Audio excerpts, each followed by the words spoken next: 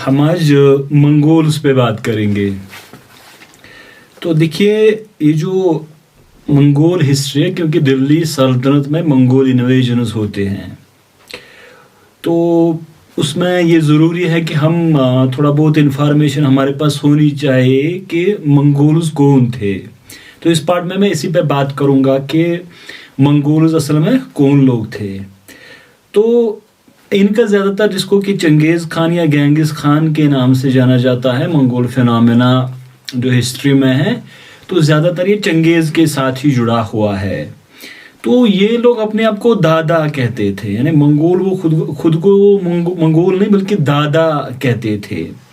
तो मंगोल, ये जो लिखा गया कि ये चाइनीज टर्म है मांगकू, जिसके माने हैं कि ब्रेव। तो ये मतलब कोई 3rd सेंचुरी एडी में हमें इसकी इंफॉर्मेशन मिलती है इस मतलब मंगोल टर्म के बारे में। तो ये तो मुसलमान थे जिन्होंने इनको तातार, तुर्कियां, बल्कि चाइनीज भी लिखा है। और जो यूरोपियंस हैं वो उनको तातार लिखते हैं, तारतारस, जो कि उनके यहाँ हेल के लिए नाम था। तो ये दादा पीपल अपने आप को कहते थे, बल्कि मंगोल तो वाकियों ने उनको नाम दिया है।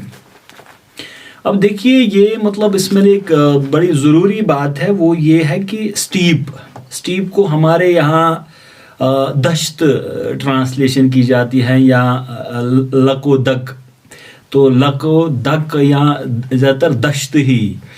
तो ये इरूशियन स्टीप है, यानी इरूशियन, जो कि स्ट्रेच करता है from eastern Europe to Manchuria. तो ये रशियन स्टीप, कजाकिस्तान, इसी तरह से किंगहाई, मंगोलिया वगैरह, यानी चाइना से, ईस्टर्न यूरोप से लेके बल्कि आप यहाँ चाइना तक का ये इलाका।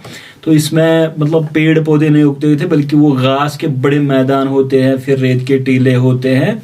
तो इसको दश्त कहा जाता है, स्टीप लैंड।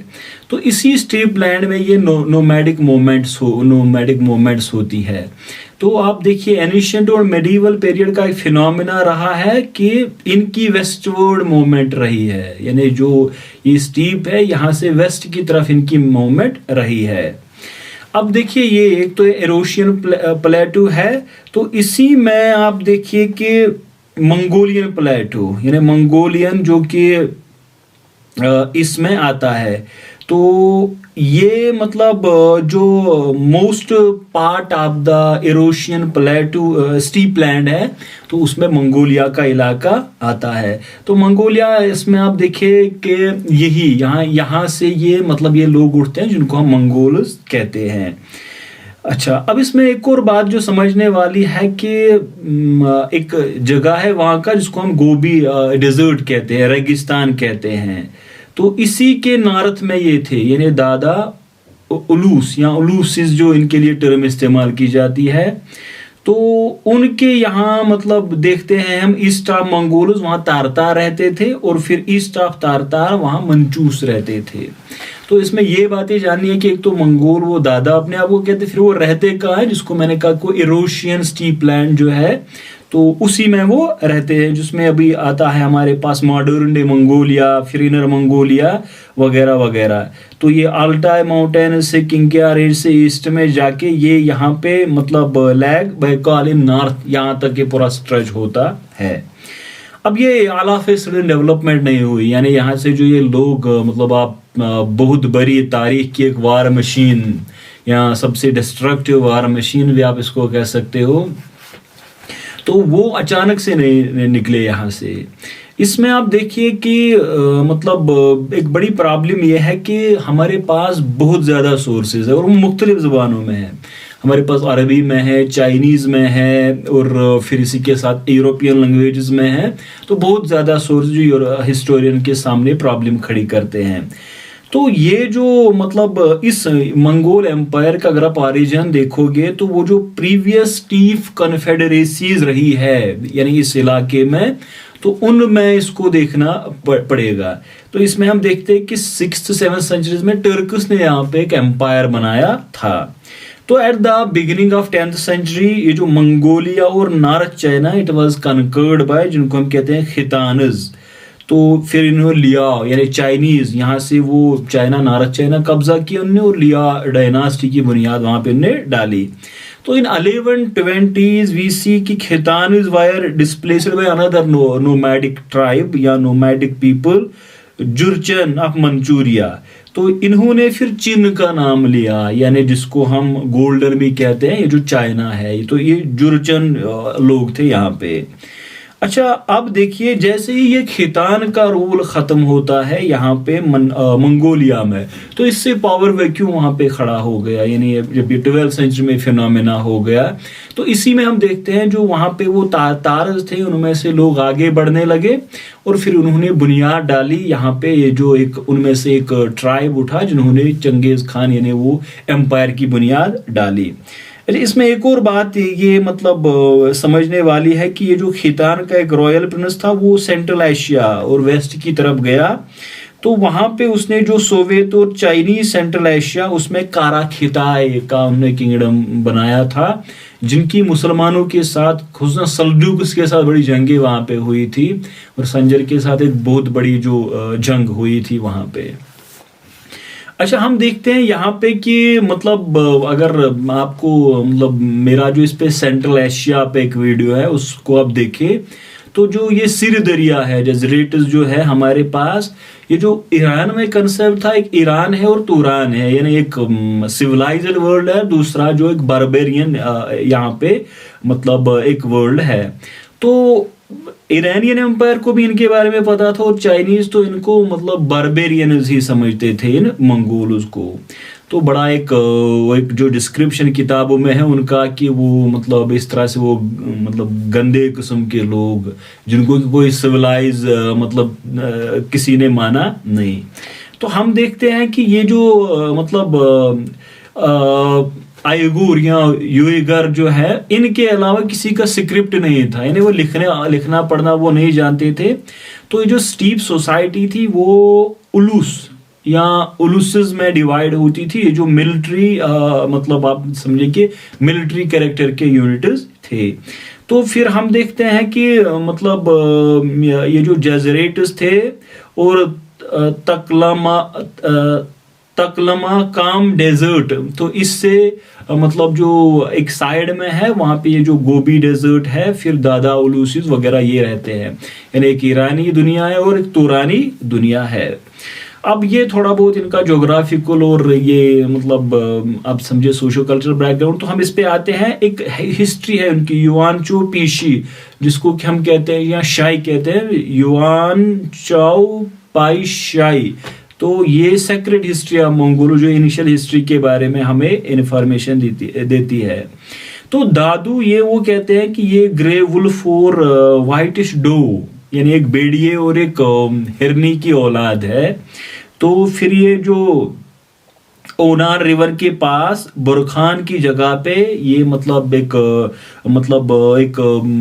इनको उतारा गया और फिर ये जो बताची इनका एक मतलब ह्यूमन चाइल्ड हुआ।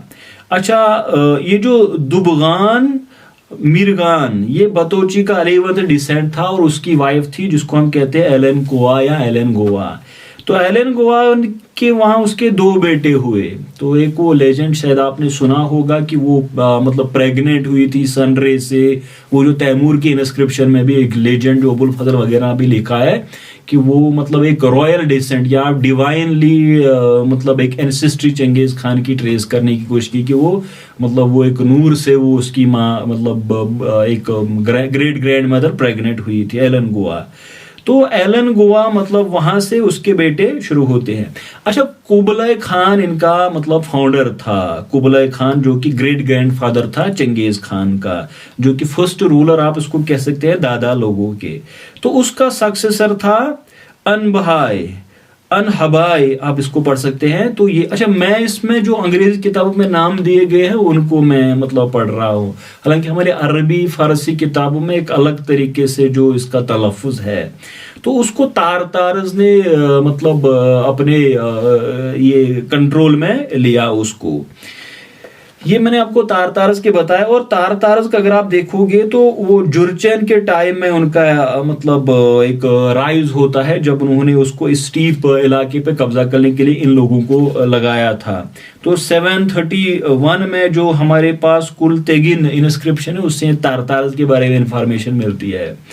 तो तारतार ने उनको मतलब गिरफ्तार किया और उनको जो चाइनीज एम्पायर किन था उसको 1114 में उनको इसके हवाले किया।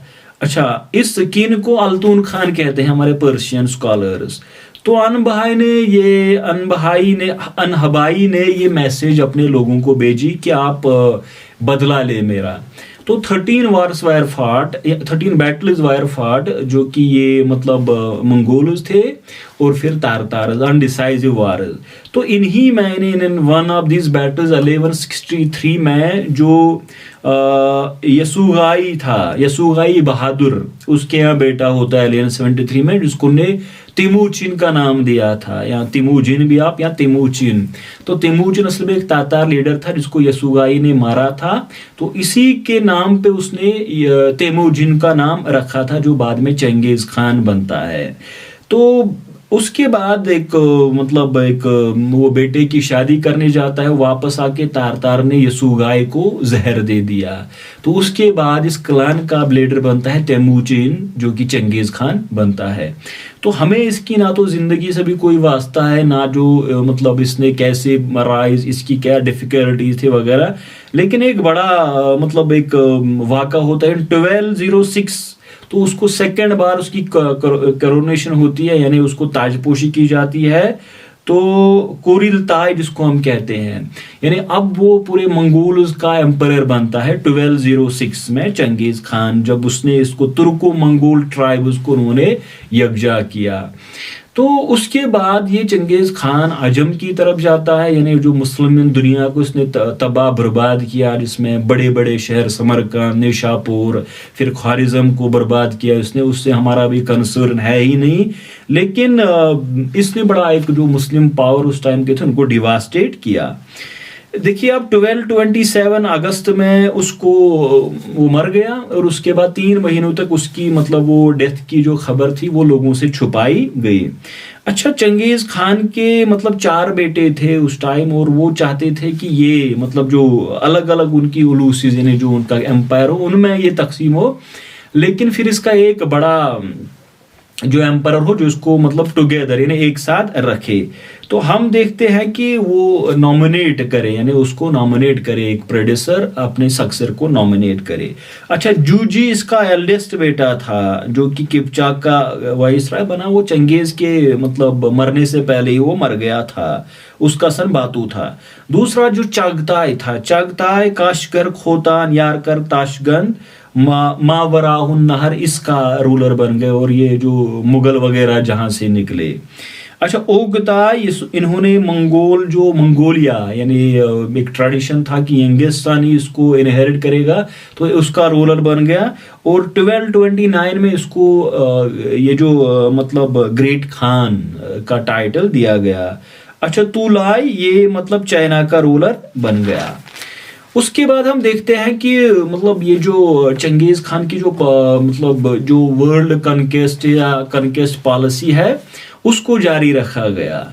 तो हम देखते हैं जो जूजे था वो मर गया था, लेकिन ओरदा उसका बेटा था, जो मंगोल व्हाइट होड। अच्छा, होड एक आप समझे एक मिलिट्री बटालियन का या मिलिट्री रेजिमेंट का नाम, या टेंटिस का या कलर का नाम, इसी वजह से इनको सफेद जत्था या व्हाइट होड का नाम दिया जाता है। तो इसने नॉर्थ ईस्ट ऑफ जो जजरेट्स, यानी सिर दरिया के नॉर्थ ईस्ट में इसने कंट्रोल किया। तो उसके बाद इनका गोल्डन होड आता है, जो कि बातू, जो कि जूजी का दूसरा बेटा था, तो उसने मस्को पे भी कब्जा किया था, यानी रशिया को अपने कंट्रोल में लिया था। तो इसको फिर तैमूर ने इस गोल्डन होड का सफाया खात्मा किया था। हम मंगोलिया को देखते हैं तो तुलाई वो यहाँ का रूलर बन जाता है, लेकिन ये बाद में चाइनीज एक वासल स्टेट बनती है, ये जो बनती है इन 1634 में। तो उसके बाद हम देखते हैं युआन डायनास्टी, यानी जो चाइना में जिसका रूल होता है मांगू। तो वो 1248 में ये पावर में आता है मांगू। तो उसने कहा कि मेरा एक भाई जो कुबलय है तो वो चाइना का रूलर बनेगा, और दूसरा हलाकू खान है जो ईरान का रूलर बनेगा। हम देखते हैं ये इन्होंने सुंग डायनास्टी को मतलब चाइना में ओवरथ्रो किया। अच्छा, इल खानज या अल खान जिनको हम कह सकते हैं, तो ये हलाकू जो 1258 में इसने ईरान को अपने कंट्रोल में किया, तो उसके बाद इसने वहाँ पे अपनी डायनास्टी की, इल्खैन डायनास्टी की बुनियाद डाली। तो ओगताई ये मतलब चागताई उलूसिस का था, ये वहाँ पे मतलब कुरलताई 1258 में हम देखते हैं बहुत सारे जो इनके शहजादे प्रिंसेस थे मारे गए थे, इस वजह से इसका पावर कम होता है। अच्छा, उसके बाद आप देखते हैं कि बड़े काम इन्होंने जो किए, एक तो अल मोतसिम बिल्ला जो बगदाद में खिलाफत का खात्मा हलाकू खान ने किया, और उसके बाद वो ईरान वगैरह वगैरह यहाँ तक फैले और दिल्ली की तरफ इनके इन्वेजन शुरू हो गए थे। तो ये मतलब 1260 में इजिप्शियन आर्मी ने इनको, जिसको आयने जालूत जगह है जहाँ, जिसके बारे में वो हॉवर्थ कहता है कि ये हिस्ट्री का टर्निंग पॉइंट था, यानी अगर मंगोल यहाँ पे नहीं हार जाते तो शायद वो पूरी दुनिया, यूरोप को भी हम अपने कंट्रोल में। तो ये इजिप्शियन आर्मी थी जिनने 1260 में इनका कब्जा मतलब इनको हराया था, और फिर उसके बाद इनका डाउनफॉल होता है। लेकिन इसी पीरियड में यानी जो चंगेज खान ने डिसेंडेंट्स, उसके सनस, उसके ग्रैंड सनस थे, और खुद चंगेज भी दिल्ली के बॉर्डर पे आया था, तो ये हिंदुस्तान की तरफ अपने इन्वेजनस करते हैं। तो हम उन इन्वेजनस पे नेक्स्ट पार्ट में हम बात करेंगे। आज हमने इसी पे कि इनका जो मतलब स्टीप ऑरिजिन था, उसके बाद इनकी एंसेस्ट्री वगैरह वगैरह। तो नेक्स्ट पार्ट में हम जो दिल्ली में जो मंगोल्स के इन्वेजन होते हैं उस पर बात करेंगे। Thank you.